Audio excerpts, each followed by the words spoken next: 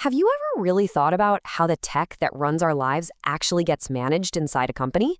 I mean, it's not just a bunch of brilliant people in a room coding away. There's a whole system, a command structure that makes it all happen.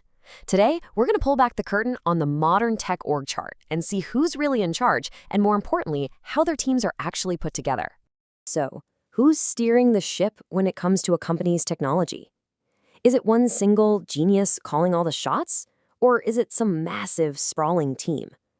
Well, the truth is, it really depends on how that company is designed. And that's the big question we're going to unpack right now. Let's get into it. All right, first things first. Let's start at the very top, in what I like to call the Tech Command Center, and figure out who these key leaders actually are. Okay, so high up in the ranks, you've almost always got the Chief Information Officer, or CIO. The best way to think about the CIO is as the ultimate bridge. They connect the tech department to the rest of the business. Their job isn't just about cool new software. It's about making sure every single dollar spent on IT is actually helping the company achieve its biggest goals. And this brings us to that classic question, right? What's the difference between a CIO and a CTO? Well, it all boils down to the questions they answer. The CIO is focused on the what and why. What business problem are we trying to solve, and why is this the right move for the company?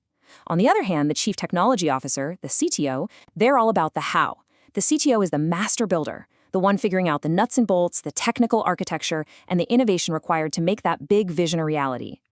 So now that we've met the leaders, let's look at the actual blueprints. How do they take all those people and build them into effective teams? But before we can look at the different blueprints, we have to understand this one really crucial concept, span of control. It sounds technical, but it's super simple. It's just the number of people who report directly to one manager. See, a narrow span of control, where a manager only has a few direct reports, creates a tall company with lots of layers. A wide span creates a much flatter one. And believe me, this one little detail changes absolutely everything about how a company feels and operates. Which, of course, brings us to our first model, the one we probably all picture in our heads when we think of a big corporation, the classic hierarchical structure.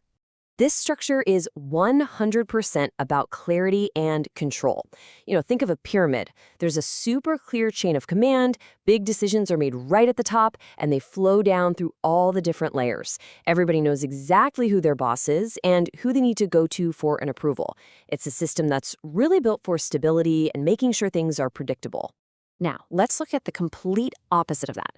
In today's fast-paced tech world, especially with startups, this next one, the flat structure, has become incredibly popular. A flat structure basically just gets rid of most of those middle management layers. So managers have a much wider span of control, and the power to make decisions gets pushed way down to the people who are actually on the ground doing the work. The whole point is to move faster, to collaborate more easily. It's all about empowering people, but it's not perfect. That autonomy can sometimes lead to confusion or even burnout if it's not managed really well. Okay, but what if you're a big company and you need some of that top-down control, but you also need the flexibility to work on complex projects? Well, that's where our third model comes into play, the matrix structure. In a matrix, things get interesting. An employee might actually have two bosses. They'll have their regular functional manager, say the head of engineering, but they'll also report to a project manager for a specific task. This lets big companies pull experts from all over the place, from design, from marketing, from engineering, and put them together on one team to tackle really big, complicated stuff. So we've got leaders and we've got structures. Now, let's connect the dots and see how the choice of a blueprint completely changes what it's like to do your job every single day. Seriously, just think about it for a second. If you're a leader and you suddenly take away all those layers of middle management that sit between you and your team, how does that change what you do all day?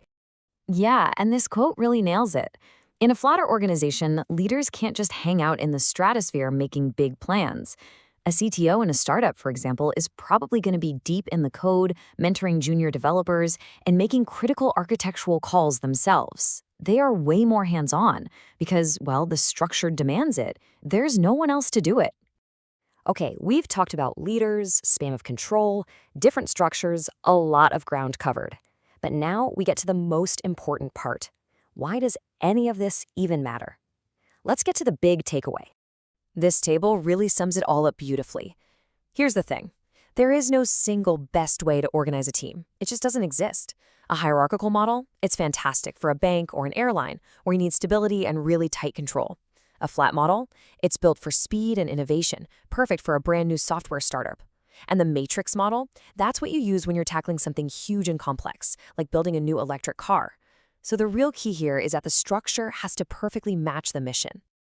And that is the absolute key. An org chart isn't just some boring diagram with boxes and lines that you see on your first day. No way. It's the company's operating system. It defines how information flows, how fast you can make a decision, and, at the end of the day, whether a company is truly set up to innovate or just to maintain the status quo. So I'll just leave you with this final thought. Next time you look at your own company or any company that you're curious about, ask yourself this one question. Is its tech structure a springboard, launching it into the future, or is it an anchor, holding it back? The answer to that question can tell you almost everything you need to know.